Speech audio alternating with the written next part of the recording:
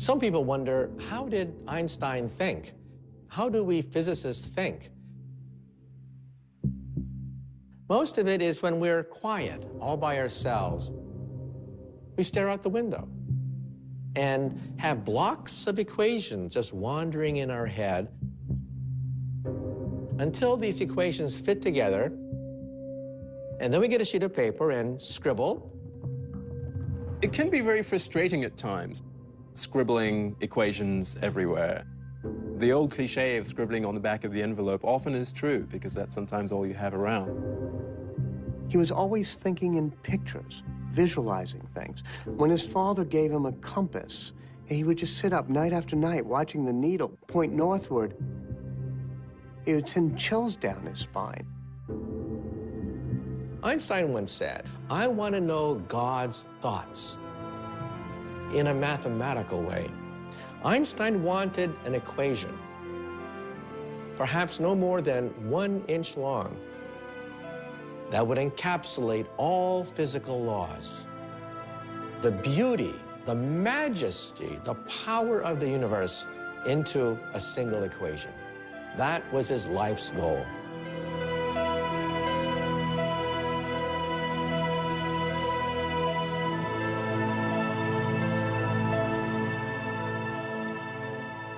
In 1900, Albert Einstein is a 21-year-old undergraduate at the Swiss Federal Polytechnic. That this young man will one day be synonymous with genius was something none of his professors would have predicted. He would cut class. The professors thought he was a goof-off. As a consequence, Einstein couldn't get a single job after graduation. He even thought about switching fields and selling insurance. Can you imagine opening the door one day and there's Albert Einstein selling you life insurance? What a waste. Einstein thought he was such a loser. He wrote a letter to his family saying that it would be better if perhaps he was never born. Nobody was talking about the young Albert Einstein. He worked as a substitute teacher in short jobs in various towns. Einstein's father tried to apply on behalf of Einstein for academic positions. And he wrote to a very famous professor and asked him whether he could use Einstein as a research assistant. But there were no positions available. His father passes away, thinking that young Albert is a total disgrace to the family. In 1902, the depressed and despondent young Albert moves to Bern, Switzerland's capital, and begins a career far from science. One of his friends arranged for Einstein to get a job as a lowly patent clerk in the Swiss patent office. In this office, on the 3rd floor, Einstein spends 6 days a week reviewing applications submitted by all kinds of inventors to the Swiss government. Given a patent, you had all this information, and he had to strip it down to the essence, and that honed his skills as a physicist. He would very quickly dash off all the patents that he had to analyze. He didn't find the work very strenuous. It was not so intellectually demanding. And it would give him ample time to contemplate the universe. He never would have been very good at a university kissing up to a senior professor. He was much better at a stool in the patent office, trying to daydream about what is it like to ride alongside a light beam. From that job, he would launch a revolution which would change world history. Einstein's idle daydreams will profoundly change the way the universe is understood. In 1905, in what's been called his miracle year, he publishes in his spare time 4 visionary papers, the first of which answers the age-old question, what is light? The photoelectric effect. This paper, written by this total unknown, showed that light comes as a particle called the photon. We use that in television, we use that in lasers. In another paper, the 26-year-old Einstein posits something we now take for granted, the existence of atoms. People didn't believe in atoms in those days, but he proved that atoms can actually make small little dust particles move in a liquid. And he calculated the size of atoms. These papers would have been a remarkable career for any physicist, but Einstein is far from finished. He writes yet another paper with the famous equation E equals mc squared. At the simplest level, this means energy can become matter, and matter can become energy. The tiniest speck of matter holds potentially huge amounts of energy. Unleashing it requires a nuclear reaction, the sort going on constantly in the night sky. Ever since people began to look up in the heavens, they would say, what makes the stars shine? But it took Albert Einstein to answer the question. Mass, M, turns into E, energy. That is the engine that lights up the stars. Today, E equals mc squared is Einstein's most famous equation. But another theory he publishes this same year is more important and more controversial: the special theory of relativity. When Einstein was a teenager, he enjoyed imagining what it would be like to ride a beam of light. Now, he returns to this daydream, and it changes his life. In the spring of 1905, Einstein was riding on a bus, and he looked back at the famous clock tower that dominates Bern, Switzerland. And then he imagined, what happens if that bus were racing near the speed of light? In his imagination, Einstein looks back at the clock tower, and what he sees is astonishing.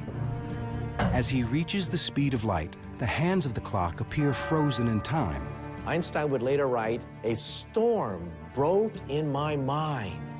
All of a sudden, everything kept gushing forward. Einstein knows that back at the clock tower, time is passing normally. But on Einstein's light-speed bus, as he reaches the speed of light, the light from the clock can no longer catch up to him. The faster he races through space, the slower he moves through time. This insight sparks the birth of Einstein's special theory of relativity, which says that space and time are deeply connected. In fact, they are one and the same, a flexible fabric called space-time. Sitting alone on a city bus, Einstein believes he has glimpsed a secret of the universe. For Einstein, space was this place where stuff was, and it didn't do anything. It had stuff in it. And so space combined with time to become space-time is a more dynamic understanding of this arena that everything takes place in. It's becoming more alive in a way. He's saying very, very outlandish and very, very strange things. Rarely had anything so radical been submitted to Europe's most prestigious scientific journals. He was a complete outsider to the physics of his day, as he was, being in Switzerland, being a patent clerk. And yet he was ambitious enough to think that he could challenge the whole of the established physics at the time. You always hope that there will be total euphoria, that everybody will say this is a huge step forward in the subject. But that rarely happens. Whatever one's concept of time, it passes slowly for Einstein at the patent office. He submits papers to important scientific journals, the best scientific journals, and hopes for the best. And the best doesn't come for a while.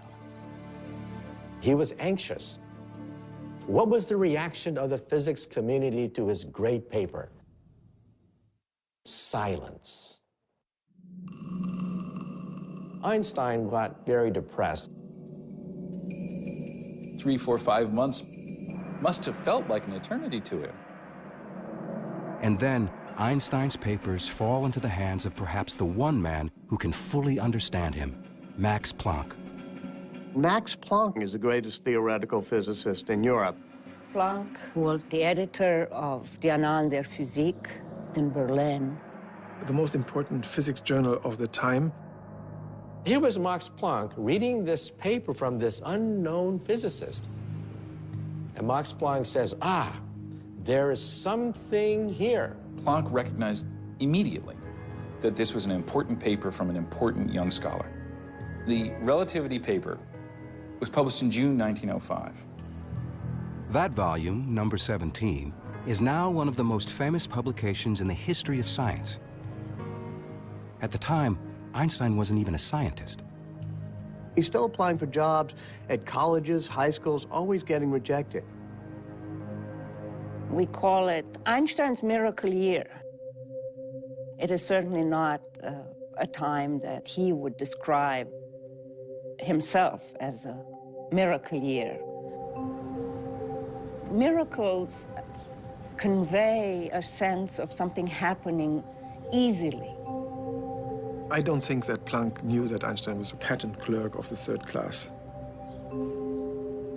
So he must have then become curious about who this unknown Albert Einstein in Bern was.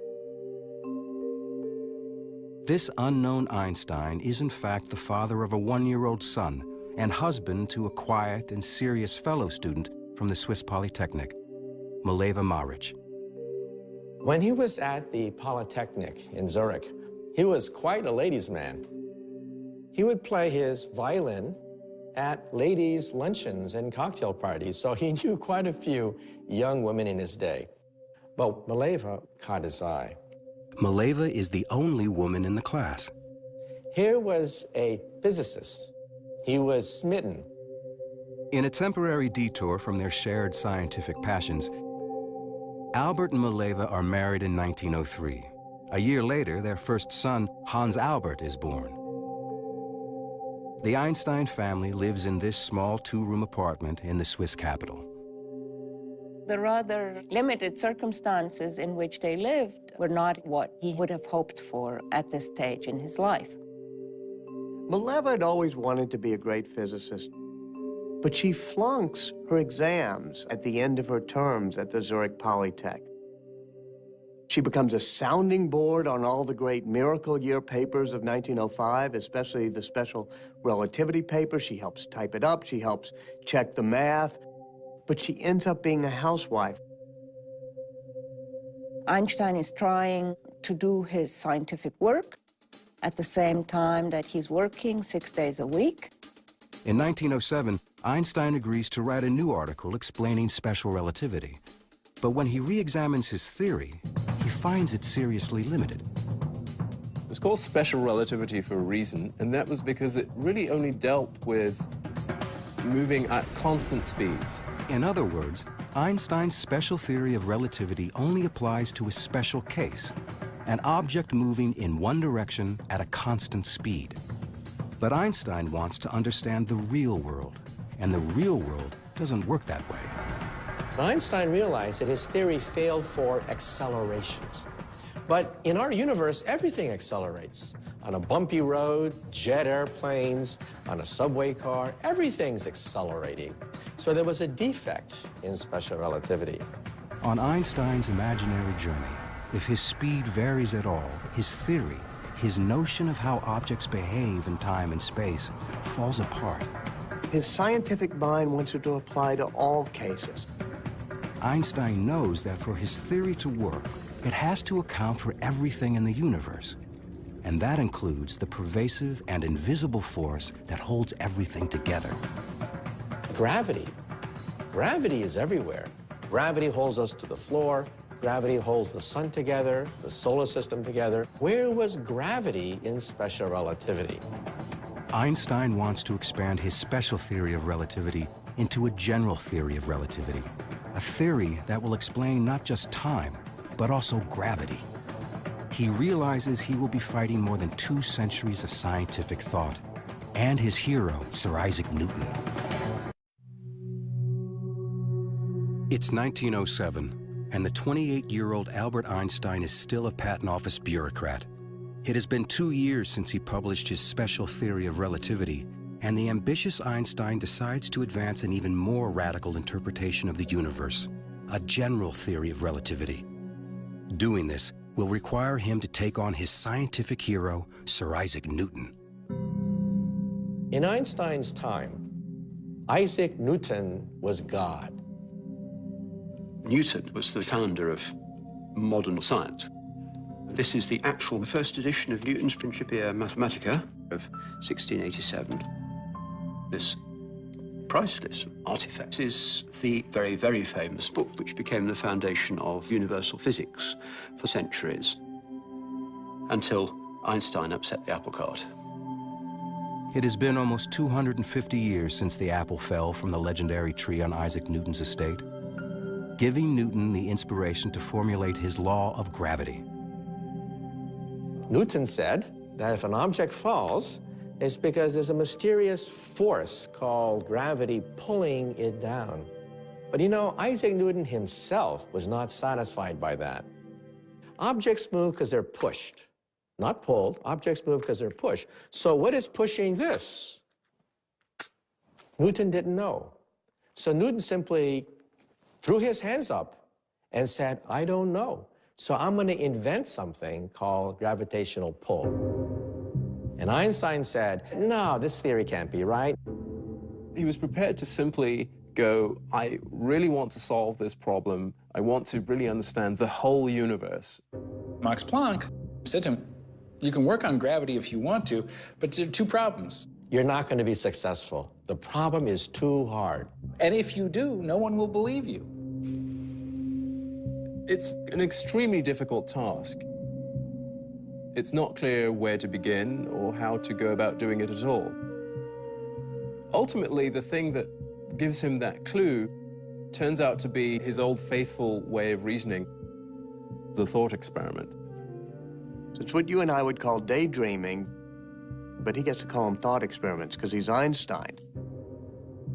He's in his office at the patent office, looking out at the window, and he imagined a man working on a roof. And he begins to wonder what would happen if one of those men were to fall off the roof. And then he had the happiest thought of his life, the inspiration of the ages. He had a vision. The man will not actually be feeling his own weight. He would be weightless. And then he imagined, if you're in an elevator and somebody cuts the cord, what happens to you? You fall.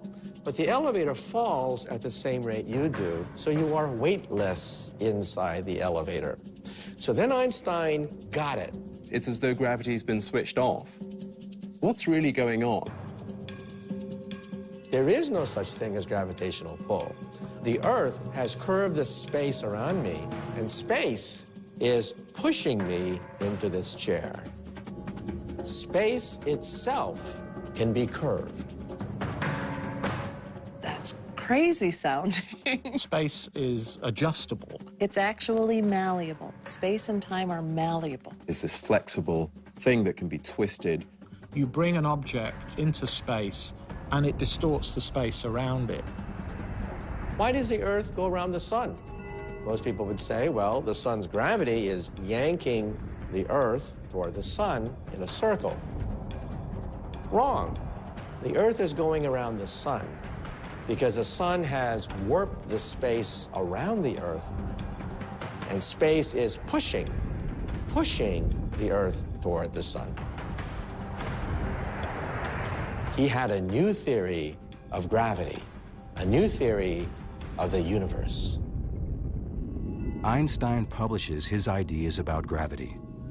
At the same time, his work on the atom brings him increased attention. As a result, in 1911, he's offered a position as a full-time scientist at the University of Zurich. The 32-year-old patent clerk finally leaves Bern to become, for the first time, Professor Albert Einstein. People start realizing that those miracle year papers of 1905 are probably right. And he starts getting invited to the Solvay conferences, which are the gatherings of the greatest physicists in Europe. Convened by the Belgian philanthropist Ernest Solvay, these conferences bring together the greatest scientific minds in Europe, and Albert Einstein is among them. In fact, he's the youngest professor there. He made an impression. He was friendly, he was funny, and he was smart, really smart, and people saw that. That was also a moment when Mileva must have perceived that she was still part of this small Bern world, whereas Einstein had become part of a bigger world. She writes these plaintive letters saying, tell me about it. I wish I were there. I would love to meet these great scientists. It was always my dream to meet these great scientists.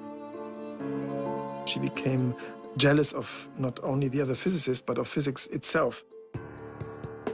Einstein's lectures become the talk of scientific Europe, and he's invited to speak in Berlin, capital of the country in which he was born.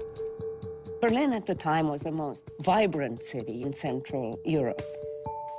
Einstein hadn't been in Germany since he left at age 15 to avoid the draft. He renounced his German citizenship the next year. While Einstein was in Berlin mainly to visit colleagues, he was also invited by a cousin. A first cousin named Elsa Einstein. They had known each other as kids, but Einstein had lost track of her. Living on her own, had divorced, she had 2 daughters. She's just the opposite of Mileva. She's not a scientist, she's not an intellectual, but she loves making big old dinners and taking care of Einstein. They liked each other's company, taking long walks, looking at the boats, and he must have been fascinated by her. Einstein returns to Zurich. They exchange fiery love letters. And at one point, it becomes so strong that Einstein says, please don't write me anymore. This isn't going to work. He must have felt that this was an overcomplex situation, even for an Albert Einstein. If the mysteries of the heart elude Einstein, the mysteries of the universe trouble him even more. The curvature of space and warping of space-time, and you scratch your head.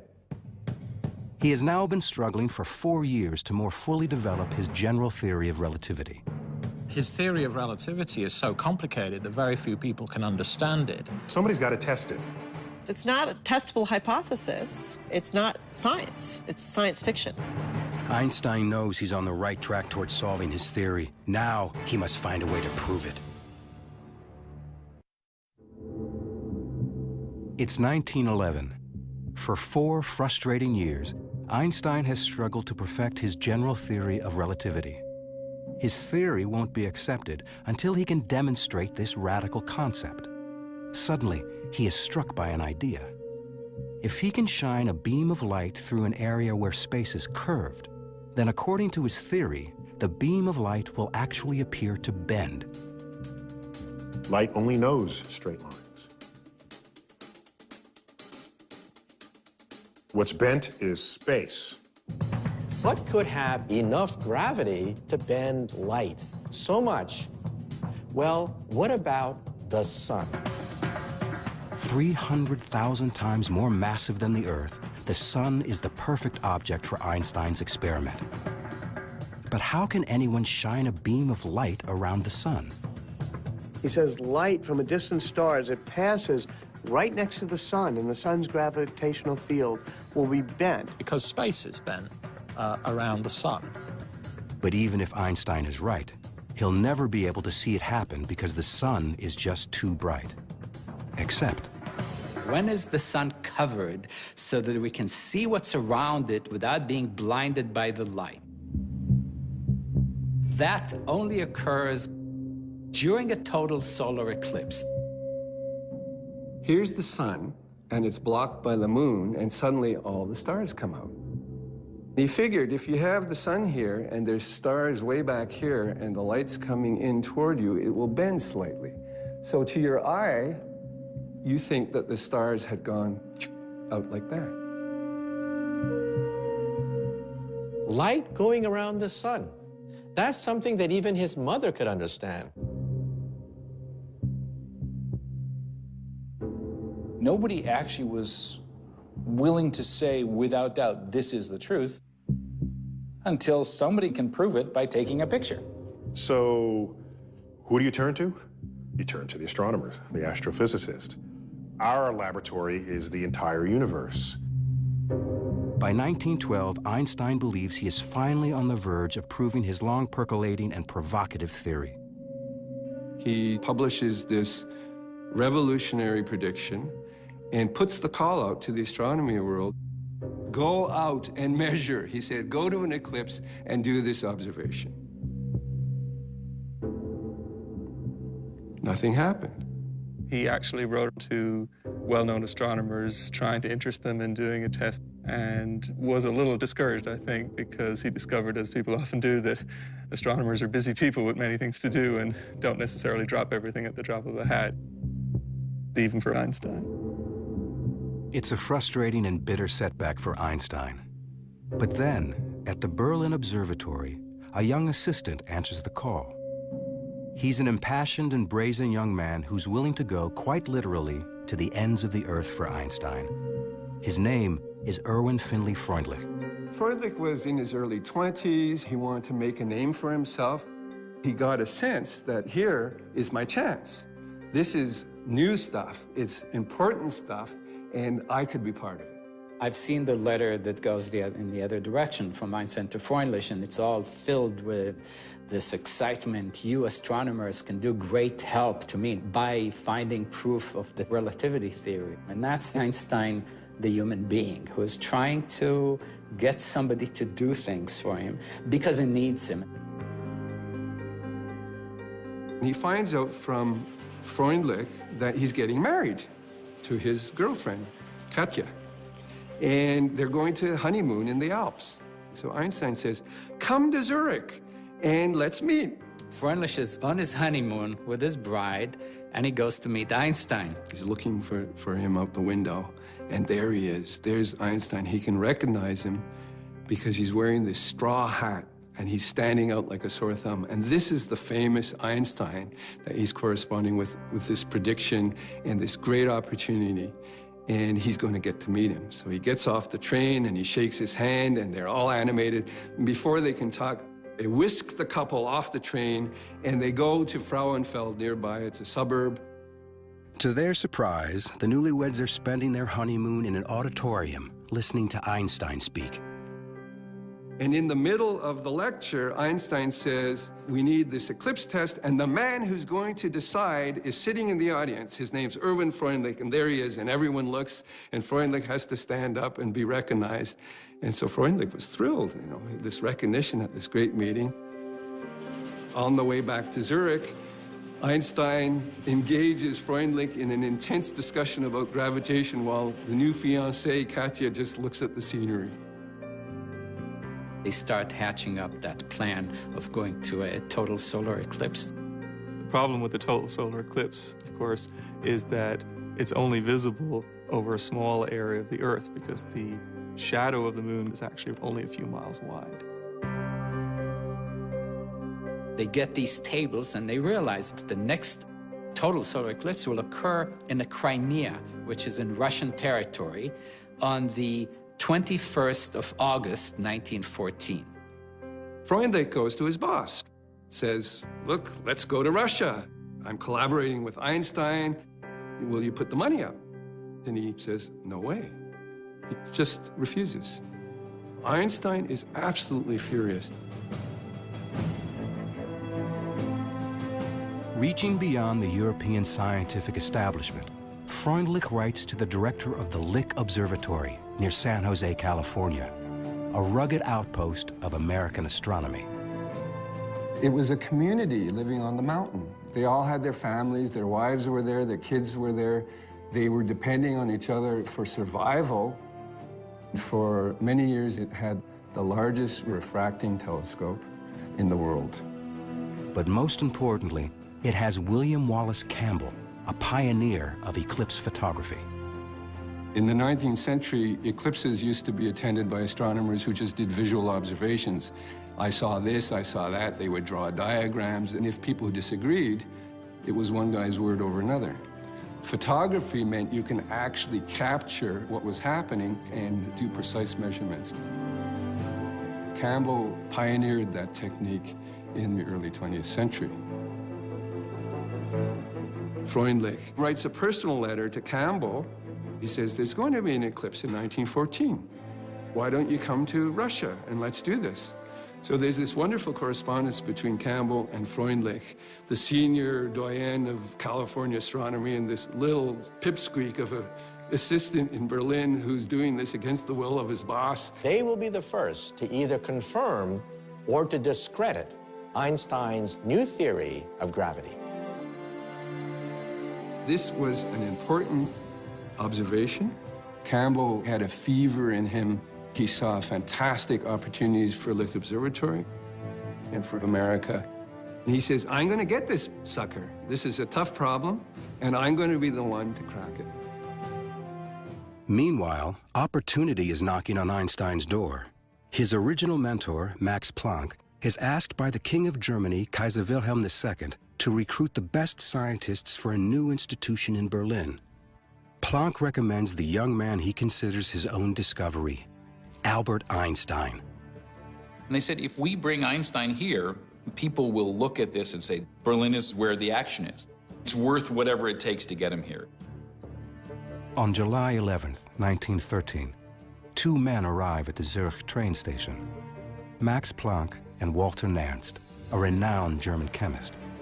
They are hoping that a personal appeal will persuade the rebellious young scientist to return to his German homeland. Two men, middle-aged guys in dark clothes, get off the train, and they go find Einstein. They're so different. Max Planck is very proper Prussian, always very well-dressed and well-groomed, wearing the monocle, talking in very formal tones. And there's Einstein, who's refusing, even back then, to comb his hair and dressed in, you know, sort of old coats and however he feels like it, already starting not to wear socks. They make a great offer to him. He'll be a professor at the University of Berlin. He'll be a member of the Prussian Academy. He won't really have to teach classes. He'll have all of the research help he needs. It was Max Planck. It was Nernst. It was the Prussian Academy of Sciences. It was the entire world of physics that had said no, bearing down and saying, we want you. Einstein did not answer the offer. Einstein says, why don't you just go take a trip for the rest of the afternoon up the mountain? And said, I'll meet you at the train station when you come back. And I'll be carrying a bunch of flowers. And if the flowers are red, I'm coming to Germany. And if flowers are white, sorry, no go. Thanks for coming. I've made the argument that Einstein delayed his answer to this question, in part because he sort of wanted to live with the pleasure of being so deeply sought after. But it's certainly true that this was not simply a snap decision. As he often does when he has a difficult problem to solve, Einstein takes a long walk. Zurich was comfortable. There was lots to love there. You don't just sort of walk away from that. His wife really wants to stay in Zurich. On the other hand, they've offered him the greatest job imaginable. There was one other thing enticing Einstein to Berlin. At some point, he received a birthday card. It was Elsa writing him a postcard. This must have exploded on him as, reawakening all these emotions. Planck and Nernst come back. They're at the train station. Einstein is there. It was a dramatic moment. It was a self-consciously dramatic moment. There would have been a little dramatic flair there. He's holding his flowers, and they look, and the flower is red. Einstein says, gentlemen, I'll go to Germany. I'm going to become one of you.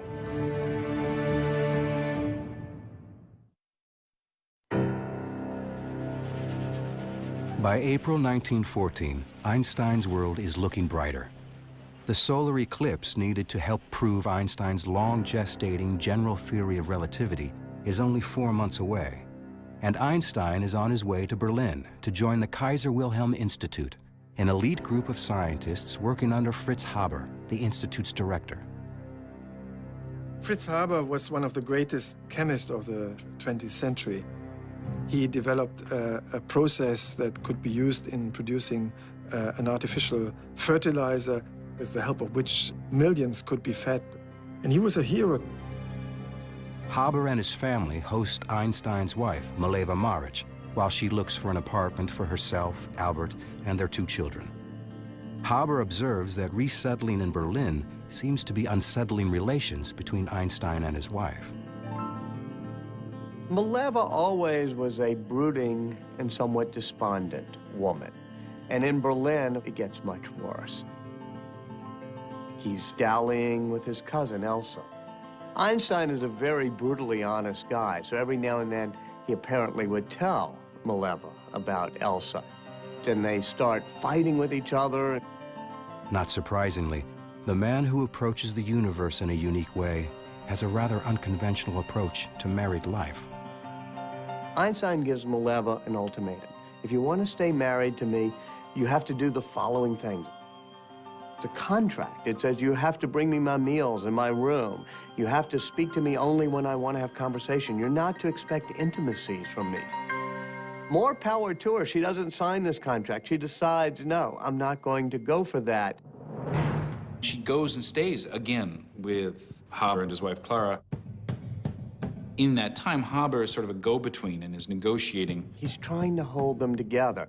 He's the one who keeps seeing if maybe they can come to an accommodation. They both respect him. But Haber's best efforts to save the Einsteins' marriage are a failure. The decision to split is finally irrevocable, and Einstein says it's not going to happen. Lacking enough money to support two households, Einstein makes Mileva a brazenly self-confident proposition. He offers her a deal. He says to her, one of these days, one of my papers will win the Nobel Prize. If you give me a divorce, I'll give you the money. Now, this is an amazing sum of money. She could end up very wealthy, and she could move back to Zurich with the kids. He is sure he's going to get a Nobel Prize. Mileva's not quite sure. She's a scientist. She calculates the odds. She consults with Fritz Haber. She decides to take the bet.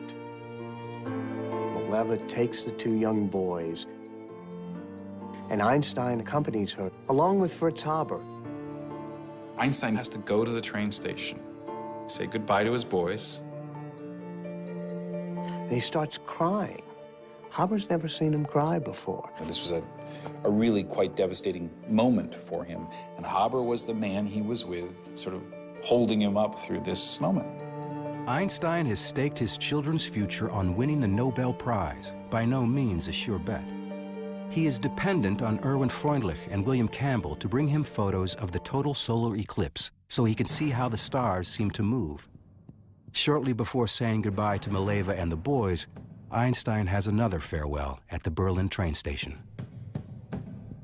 There is Freundlich with his two buddies about to leave Berlin.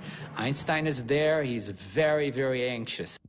Freundlich and two of his colleagues are lugging 4 astronomical cameras and cumbersome equipment on a long and treacherous journey. They're going to take a train and go all the way to the Crimea in Russian territory. Freundlich and Campbell hope to maximize their chances of good weather and good eclipse photographs by camping in different sites. Freundlich's party sets up in southeastern Crimea. Campbell locates near Kiev.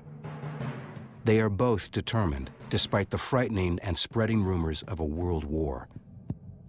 Then the worst happens. On June 28, 1914, the Archduke Franz Ferdinand of Austria is assassinated. The German Kaiser declares war on Russia, and Einstein's eclipse expeditions are suddenly in jeopardy. Einstein is really worried. Einstein has no way to warn them. Didn't know what was going to happen. And then, deep in the Crimean forest, the war comes to Freundlich's camp. Freundlich suddenly sees some uniformed Russian officers coming to his camp and asking him for his papers. Heart starts going, beep, beep, beep. Russians come over to see what they're doing and realize these are Germans with a telescope. And they start tearing down his equipment. Get off my equipment. I have to observe an eclipse. These are our possessions now. Your country declared war on us. You have nothing to say. They arrest them immediately. There's no questions asked, and they are considered spies. Herr Freundlich, you are now a prisoner of war. What? Campbell, an American, is neutral. And the Russians allowed them to continue to observe the eclipse. They had come all this way, spent all this money, survived the fact that war broke out, and clouds ruined their plans. Total failure. Not only does Campbell fail to get his photograph, but he is forced to abandon his state-of-the-art equipment. Because he is an American, Campbell is not arrested, but he leaves for home a defeated man. Campbell says one wants to come home by the back door and see nobody. Einstein in Berlin is shattered. The expeditions are failures. Freundlich and his team spend several months as prisoners of war in Russia. For Einstein, it is a disaster. Proof of his most revolutionary theory, general relativity, is slipping between his fingers.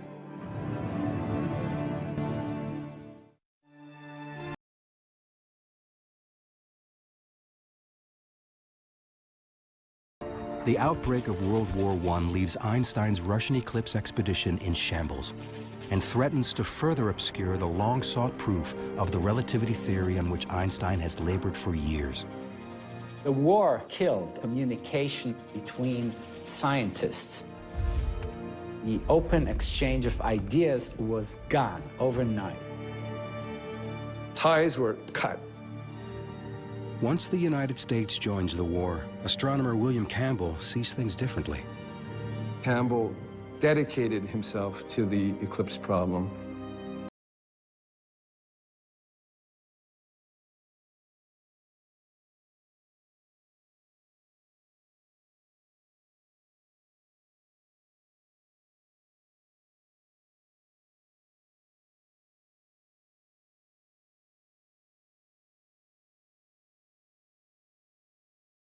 All of Einstein's expectations of the kind of city he was going to live in disappear. They're gone. Hundreds of thousands of German young men marched enthusiastically. His best colleagues, Planck and Haber, were enthusiastic about the war. His close friend Fritz Haber, like Einstein, was born German and Jewish. Fritz Haber converted to Christianity, and he tried to assimilate as much as possible. One of his great moments of pride when he actually received a commission in the German army. Really almost unheard of award for a converted Jew. Einstein saw this as ridiculous. Haber said, I'm a chemist. I understand the chemistry of the chlorine atom very well. I know that chlorine gas is poisonous. Can I turn this into a useful weapon? Haber felt he could construct a devastating enough weapon that it would end the war quickly. Thus, a humane outcome. The institute Haber directs is turned into testing gas to be deployed on the Western Front. Einstein has an office in Haber's institute. Einstein was disgusted by the eagerness with which Haber, first amongst his colleagues, but many of his colleagues, went looking for ways to kill people and kill them more effectively. Haber was one of the first to develop terrible weapons out of the potential of science. Early in the war, Haber's new mystery weapon, poison gas, is tested on a Belgian battlefield. Haber was there and said, release the weapon. This low cloud drifted over the battlefield, and the cloud just sort of forms. This was the first time this ever happened. Troops had seen things that looked much worse than this cloud. And the effect was devastating. I mean, the troops were just blown out of their trenches. Haber saw thousands of people die. Thousands of soldiers, about 5,000 soldiers. Your lungs begin to fill with fluid, and as the deterioration of your body continues, you can lie there on dry ground, in effect drowning. Albert Einstein takes a look at his close friend and his, intimate professional colleague and says, in effect, you're pathological. This is grotesque. He writes a letter to a friend in Switzerland that says, all our supposed technological progress is like an axe in the hands of a madman. Haber never resented it. And it's so strange that he befriended Einstein so closely. They were living on different planets. The war posed a big dilemma for Einstein because in his personal relationships he respected and was even fond of his colleagues, but rejected their wholehearted support of the war. He comes across this very publicly hyped and published document called the Manifesto of '93, signed by 93 leading German academics, including the people who brought him to Berlin and the people he most values, Haber, and above all, Max Planck. The manifesto says Germany had to fight, it was justified and morally acceptable to fight in this war. And this shocked Einstein. In effect, a betrayal. This was the moment when Einstein realized that there were some things about life outside physics that were important enough that he had to actually go out on a limb and take some personal risk to defend. He actually tries to present a counter-manifesto of other German academics who say, no, there's something else out there besides national pride, national competitiveness, national fury. And 4 people signed the manifesto. It goes nowhere, never published, it fails. He becomes a pacifist. He becomes a war resistor. And Einstein was nearly alone. He's isolated. He's being rejected by his colleagues. His marriage is breaking up. He's having a custody battle for his kids. He immerses himself in his science. The isolation has a positive outcome as Einstein looks again at his general relativity theory. He refocuses on the mathematical equations. One day, he looked back at the calculation for the bending of light as it goes around the sun, and he suddenly realized his earlier calculation was wrong. What would have been found had Freundlich done the observation was only half the deflection that's there, half the bending of the sunlight. It would have discredited Einstein's theory. It is an embarrassing but serendipitous discovery. For 3 years, Einstein has been urging astronomers to photograph an eclipse, which would prove an equation that he now believes to be wrong. Einstein has always considered the failed eclipse expeditions to be setbacks. In fact, they may have saved his career. The war raging all around him, the physicist retreats to his study. He had a little apartment, and most of his thinking was done in his study. Sometimes he can't quite visualize the curving of space, and what he does is he takes out his violin. He said that Mozart's music captured the harmonies of the universe. Playing the violin would help him think. Einstein had this prodigious ability to sit and think. It was called Sitzfleisch. People who knew him said he had this remarkable Sitzfleisch where he can concentrate on a problem for hours, for days, even years. In his office are lots of mathematical manuscripts with equations all over. And he's sitting there thinking, walking around, standing deep in thought. He's doing pure mathematics in his mind.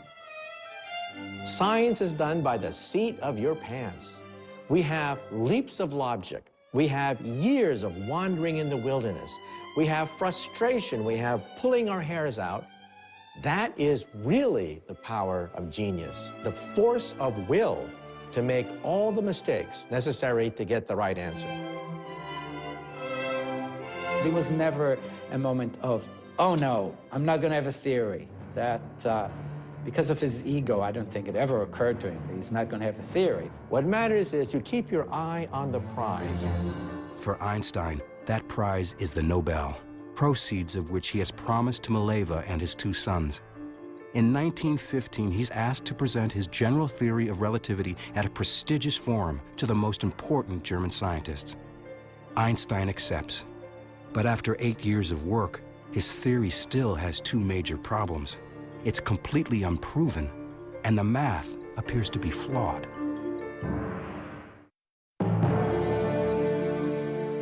After nearly a decade of work, Einstein's general theory of relativity is still far from finished. His math is wrong, and without the correct calculation, his theory can't be proven. And now he's scheduled to deliver a paper to the most prestigious scientific gathering in Germany. Prussian Academy, it's a very formal place. It's a place that knows how distinguished it is and how historically significant it is. These weekly meetings you can sort of see as an attempt by at least some of Germany's leading thinkers to act as if the war were not all there was. Einstein is to present his theory of general relativity. The problem for Einstein is he hadn't finished it yet. In the fall of 1915, Einstein was hardly thinking about anything else. He was completely focused on finding the solution to a puzzle that had occupied him for more than 8 years. Einstein is trying to come up with these equations that describe how space is curved. And he's working deep into the night. If you look closely, it's really trial and error. You're not seeing a mathematician who just, throws the ideas, perfect formulas onto the paper of the notebook. He cancels everything and says nonsense. These terms disturb. So he's sort of talking to the math. Sometimes he turns the notebook around and then he, throws it away with disgust. It can be a real blow when an idea you've been working on doesn't work out. This gut-wrenching feeling. Since discovering his math error, Einstein believes he is making real progress. His equations are nearly complete. He accepts an invitation to speak at Göttingen University, essentially a dress rehearsal for the Prussian Academy.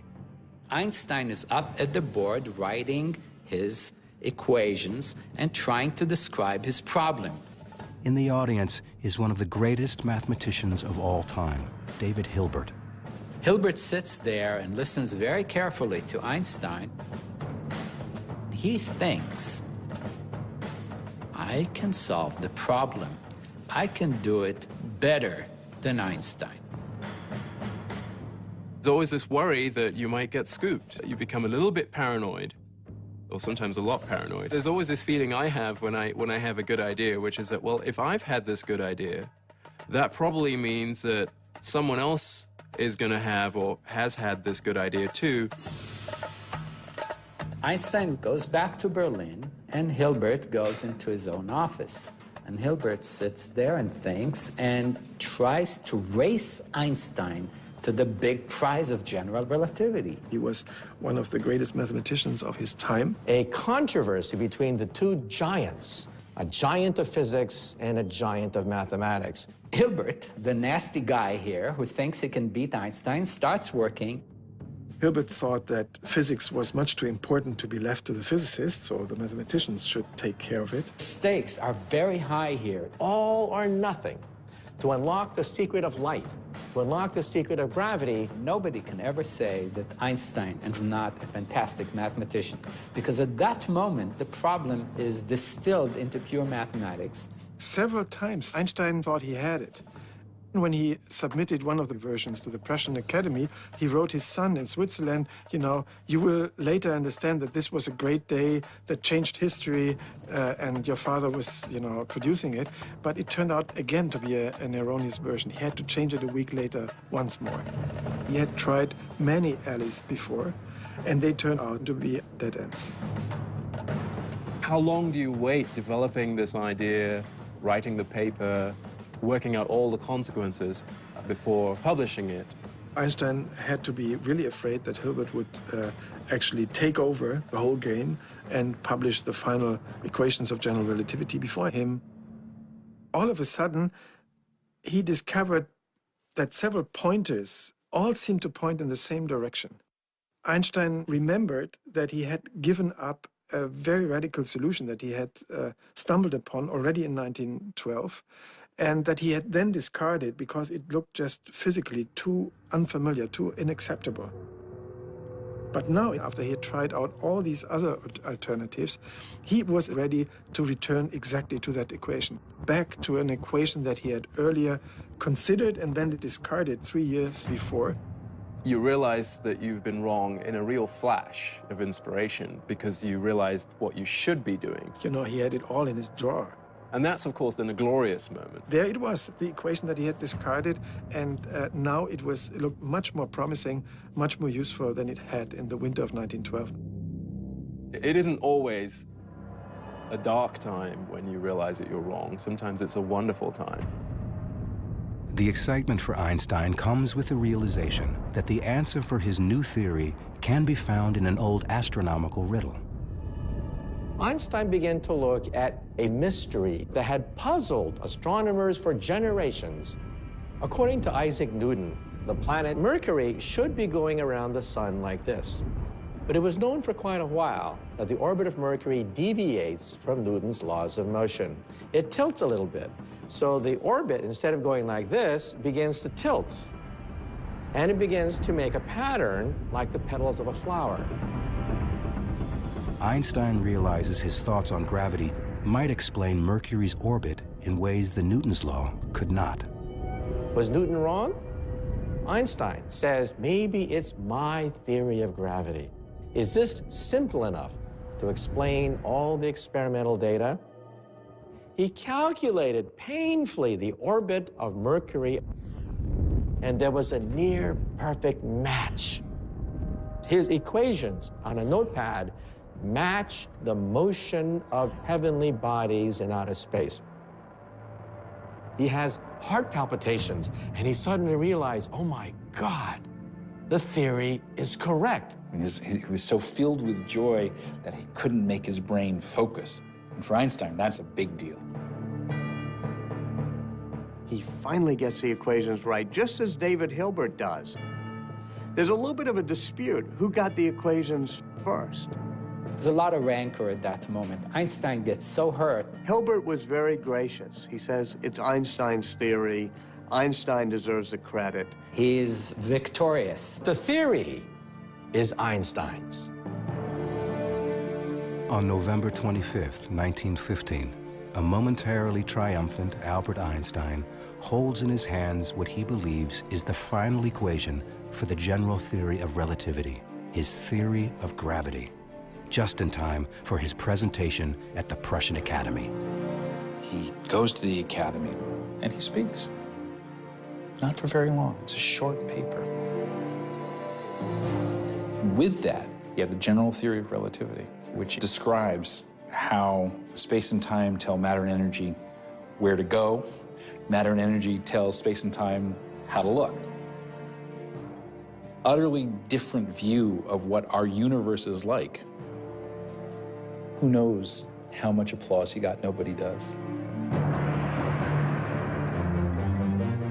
Everyone suddenly found themselves confronted with the idea that this strange German Jew had overthrown Newton's ideas of gravity. What exactly this meant now, no one was quite sure. There's still no physical proof of it. No one understood Einstein. Einstein believes he has finally got his theory right, but he knows that it won't be accepted until he can prove it. And he can't prove it without photographs of a total solar eclipse. For that, Einstein will have to wait again.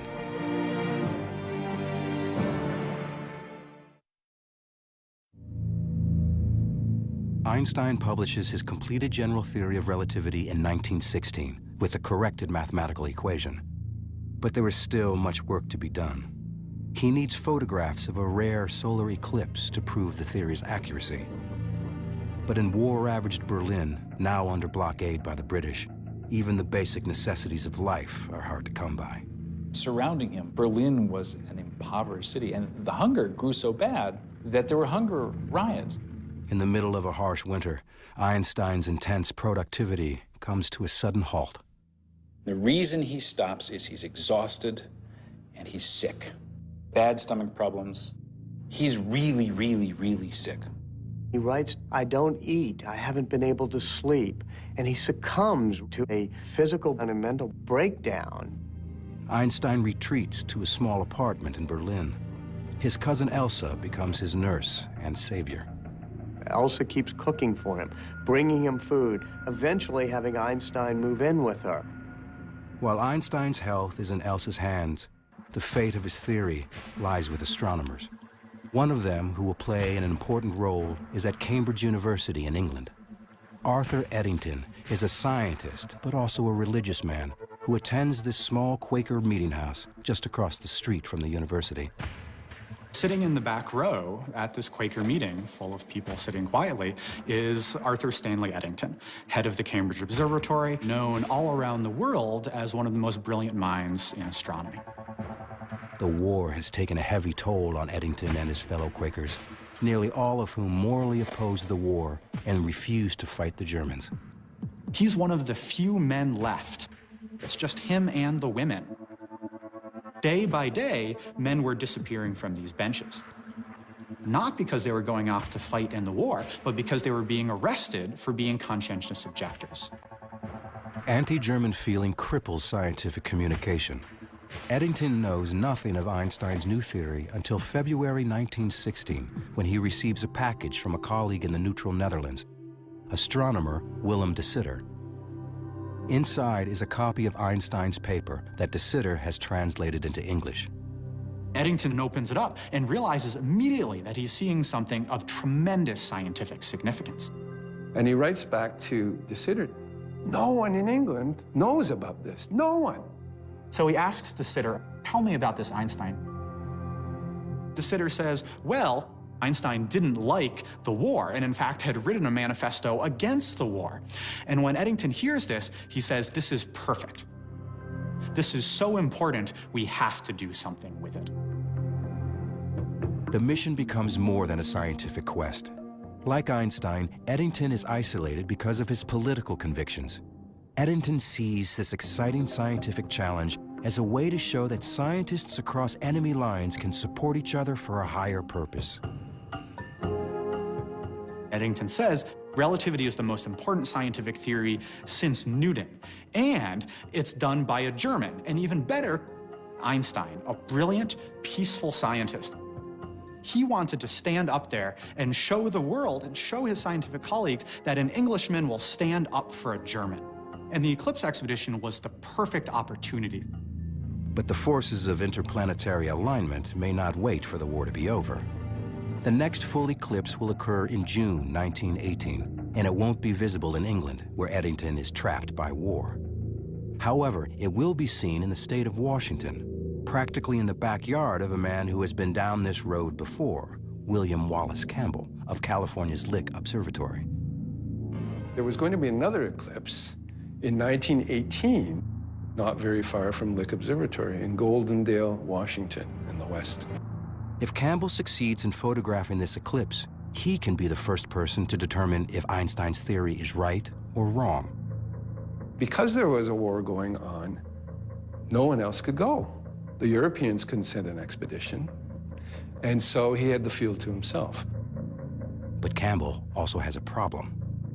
They didn't have their equipment because it was still trapped in Russia. Campbell had been forced to abandon his state-of-the-art camera gear in the Crimea back in 1914 when World War I first broke out. So he improvises. Campbell went scrabbling around for equipment in Lick Observatory. They got a lens here, a tube here, and they cobbled together a couple of cameras for Goldendale.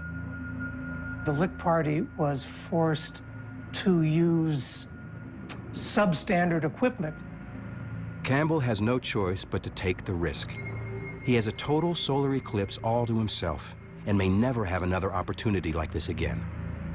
Campbell's party travels to Goldendale, Washington, and gets ready for the coming eclipse. It was close to home, so the whole family went. Campbell's goal is to photograph the stars that emerge in the brief period when the sun is hidden by the moon. But on Saturday, June 8th, 1918, it seems that the universe is once again not ready to yield its secrets. Clouds moved in, and it looked like he wouldn't even get observations, and Russia would be repeated, which he hated. And suddenly, just at the crucial time, when they needed a clear sky, the clouds parted. Campbell begins taking photographs of the spectacle. It starts when the moon first comes in contact with the sun and then starts to move over the face of the sun. The sun becomes smaller and smaller and smaller until the last moment when the sunlight actually passes through the valleys between the mountains of the moon. And then this bright, brilliant beam of sunlight, and then the sun is entirely eclipsed. It's the blackest black you will ever see. My first eclipse, I literally lost my breath. It was like jumping in cold water where you go, you know, you can't believe it. It is breathtaking, literally breathtaking. It's a gorgeous sight. It's just, wow.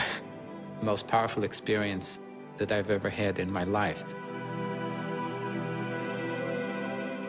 The New York Times had a reporter, and they wrote an article, "Clouds Fall Away for Eclipse." There's a little subtitle, "Test of Einstein Theory." This is the first time that an American newspaper mentioned Albert Einstein. Campbell assigns his most trusted astronomer, Heber D. Curtis, to analyze the photographs to prove or disprove Einstein's theory. Looking in, a star would have been visible, one of the stars that was to be measured. That star would have been very carefully centered on crosshairs in the eyepiece. Once that was done, the scales could be read in the X and Y directions, and a very precise position could be assigned to the star. From those numbers, it could be determined whether the star had appeared to change position. Einstein has predicted that the warped space around the sun will create an optical illusion, making the stars appear to move outward ever so slightly. Einstein predicted much less than a millimeter. This is not an easy measurement to make. Unlike most theories that people put forth, Einstein's general relativity makes very specific predictions. Very tight, it's gotta be this, and if it's not that, then the entire foundation of the idea has gotta be discarded. Extremely precise, painstaking measurements. There was no wiggle room in Einstein's relativity because the idea that gravity is the manifestation of the curvature of space and time.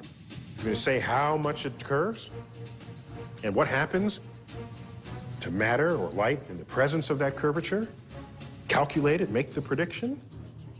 If the prediction doesn't come true, you don't go say, okay, let me see if I can tweak the theory. Not in this case. You can see on these pages the kind of labor that Curtis had to endure in order to make these measurements. There's page after page after page of this. Some pages crossed out. All you needed was one experiment to show that any aspect of relativity would fail. And he'd have to go back to the drawing board completely.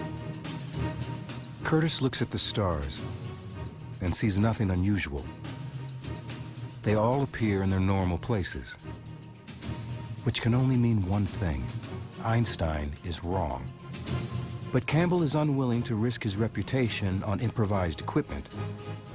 Nobody wants to reveal an answer until everything has been double-checked.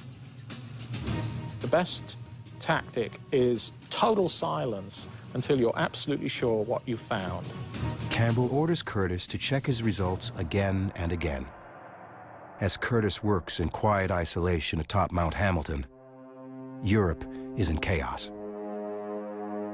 The order of Europe changed completely. We have 3 empires that disintegrate within weeks of each other. On November 9th, 1918, Kaiser Wilhelm abdicates the throne. Einstein notes in his lecture book, class canceled due to revolution. In the immediate aftermath of the war, German scientists, including Einstein, are still not allowed to travel. But Eddington can. Einstein learns that he is going to Africa to photograph a solar eclipse expected on May 29th, 1919. As Eddington leaves Cambridge, the hallways are full of crutches and canes. Cambridge begins to fill up with students again, but they're crippled or they're maimed. He had no fanfare. He's heading off on a lonely adventure. Eddington believes in Einstein and hopes to bring back proof of his controversial theory. But in California, astronomer William Campbell is preparing to deliver his own results, and the news appears to be devastating. On two fronts and two continents, the proof of Einstein's theory now hangs in the balance.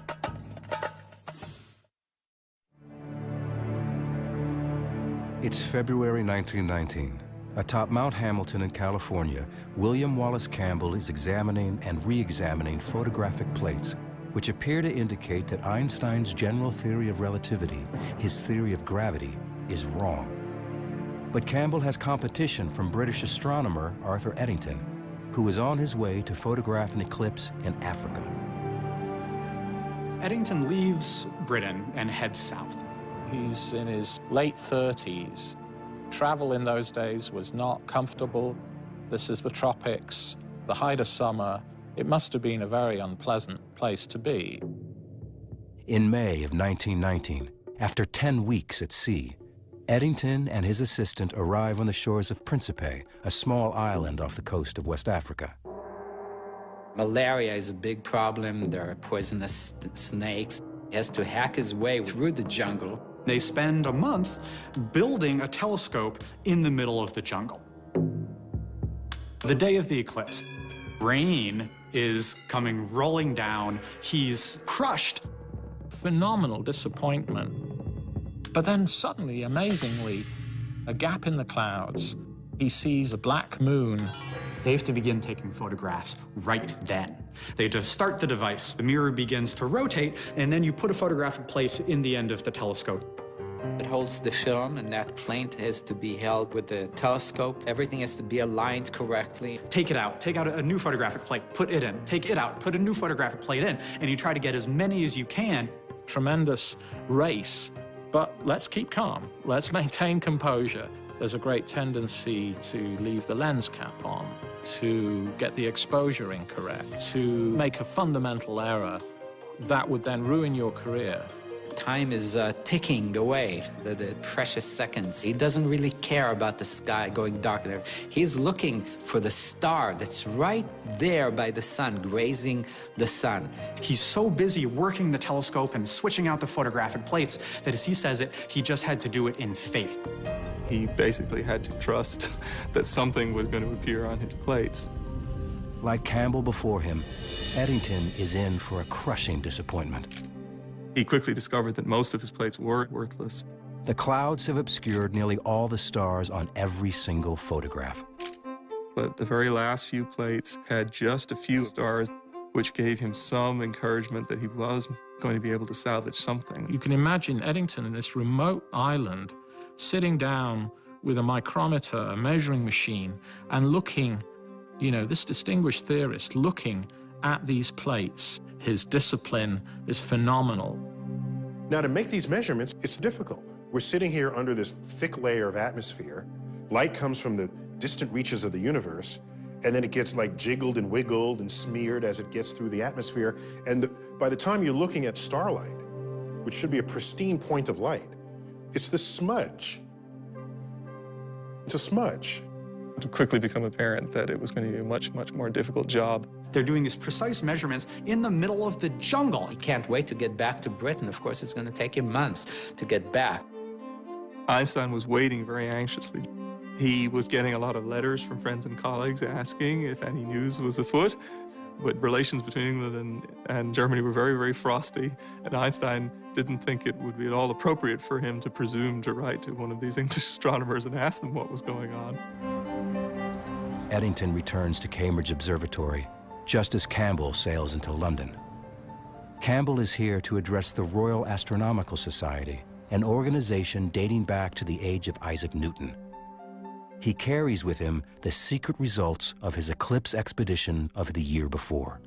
Campbell is the first to speak, and he was nervous because there were a lot of emotions flying about this test and a lot of reputations at stake. The anxiety must have been enormous because he's in front of all of his colleagues. There is that one moment, the one moment that you stand before your peers. I don't think you ever really feel ready. Butterflies. And then finally, Campbell announces his results. He said Einstein is wrong, and Lick Observatory says Einstein is wrong. But the session takes a dramatic turn with the reading of a cable from Eddington. His preliminary findings show just the opposite. The British were going to say that Einstein's right. Eddington still had more calculations to do, and it wouldn't be ready for a couple of months. But here we have this special meeting of the Royal Astronomical Society. Everyone's watching. Campbell says Einstein's wrong. The British say, we don't know yet, but it looks like he might be right. Having just delivered a death blow to Einstein, Campbell started to really get nervous sitting in that room. Campbell sends an urgent message to his colleagues back in America, who were about to release their negative report on the eclipse photos. It was an historic cable of 5 words. Delay publishing Einstein results, Campbell. 4 months later, on November 6, 1919, Eddington travels from Cambridge to London to address the Royal Astronomical Society. He has finalized his photographic findings on Einstein's theory. People come down from all over England to see what's going to happen. Everybody is shoving their way in there so they can see what the results are going to be. The portrait of Newton overlooking the whole ceremony. Had Newton been able to look down on this meeting, I think he would have been absolutely fascinated. Eddington begins the meeting by pointing to the portrait of the founder of the Royal Society and saying, "Forgive us, Sir Isaac Newton, your universe has been overturned." The eclipse was partially obscured by clouds, but a few photographs of value were obtained. The secretary of the society records Eddington's results. The measurements of the plates have led to the conclusion that the deflection of 1 second .75 at the sun's limb, predicted by Einstein's general theory of relativity, is verified by the eclipse observations. The public interest that gets generated by this is tremendous. Outside of the scientific community, no one had even heard of Albert Einstein, let alone his bizarre theories. Now the public learns that everything they believe about the universe is wrong. The Times of London says, in effect, there is a whole new theory of the world. Ideas we've known for hundreds of years are wrong, and this man, this German scientist, Albert Einstein, has given us a new truth. The New York Times has one of the greatest headlines. Men of science more or less agog over eclipse observations. Einstein theory triumphs. And it is then that the German press also picks up on these events. There's a Berlin magazine that shows him, sort of this romantic face with a already fairly, dramatic hair, and this faraway look in his eyes. And the caption to the cover of this magazine says, a new figure in world history. Although few people really understand Einstein's ideas, soon everyone knows his name. Beers are named after him. Mothers named some of their children after him. Einstein himself never realized that his obscure theory of gravity would excite the public imagination. He says things are crazy here with the press. They all want an article, they want a lecture, they want photographs. It is all a craziness. This is, one of the first great ages of photography. So there are pictures of Einstein. There are undersea cables. People can carry news all over the world. There are newsreels. You can see the man moving and talking. Without such freedom, there would have been no Shakespeare, no Goethe, no Newton, no Faraday, no Pasteur, and no Lister. But despite the public adulation, scientists still have their doubts about his theory. People are making a mistake. They're mistaking Einstein's fame for acceptance of his theory. They're equating the two, and that's very far from what happened. A backlash set in. In the New York Times, you can see that they were constantly questioning, who is this famous scientist? Most British people and most Americans, most people from the Allied powers were very hostile to Germany after the war. They were not at all interested in reconciliation. So many people were saying, oh, Eddington was so motivated by the goal of peace and promoting international brotherhood. He was so convinced by the theory that perhaps He allowed himself to be a little bit biased. He's been criticized for fudging the figures. The photographic results from the two solar eclipse expeditions, Eddington's and Campbell's, result in a split decision. Another expedition will need to be mounted. Both Einstein, who has been trying to prove his theory since he first proposed it in 1907, and Campbell, who has been working on the problem since 1911, have tremendous personal stakes in the results. Now it was a matter of not just science, it was a matter of international reputation, it was a matter of personal reputation. This was personal. Campbell checks the charts and sees that the next best eclipse to photograph will be in Australia in 1922, more than 2 years from now. And it turns out, he will not be the only one to take up the challenge.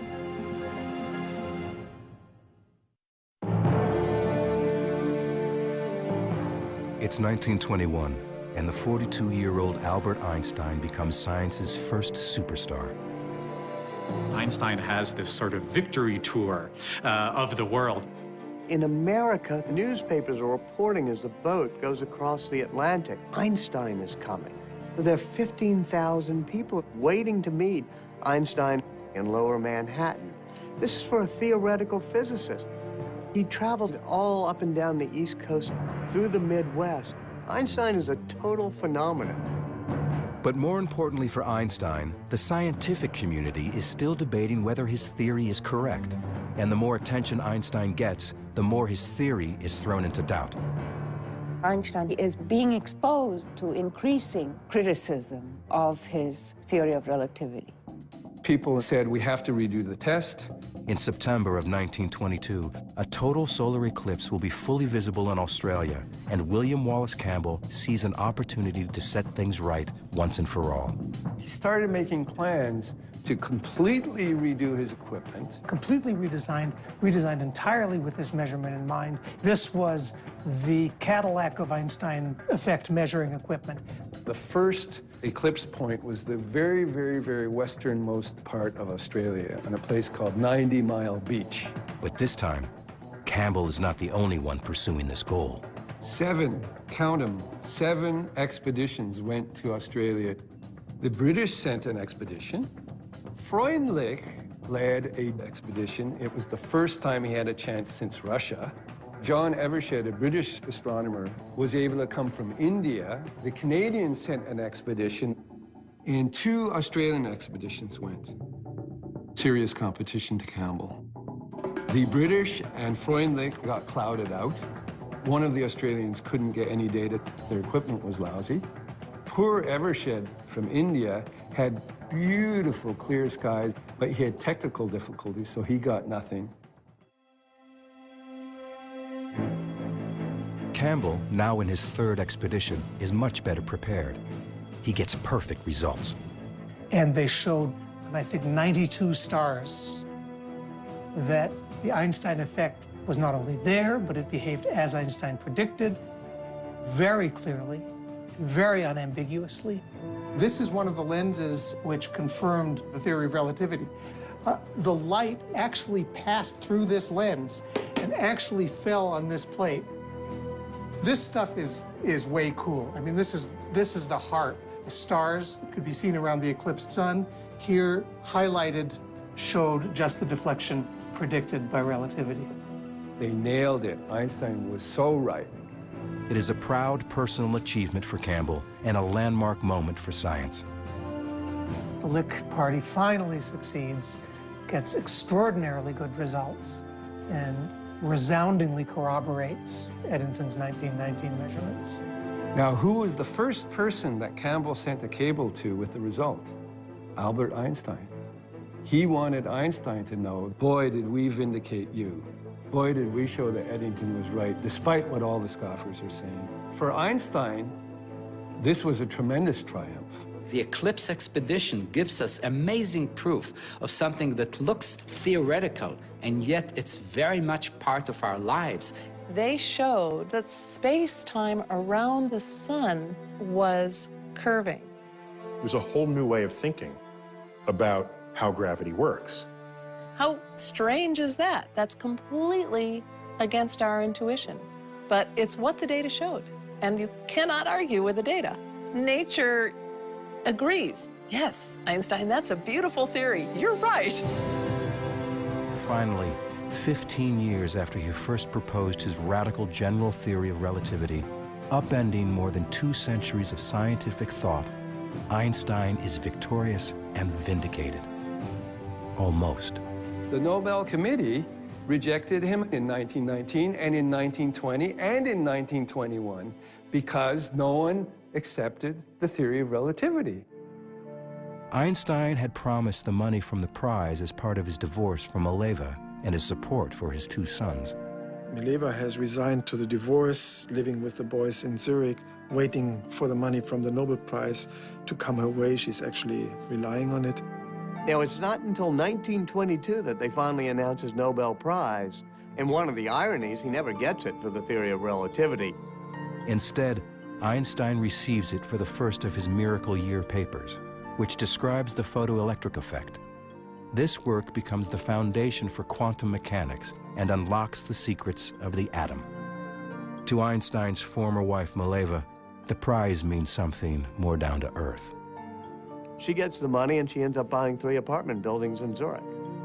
Mileva did not make a very good living from these investments, but she survived.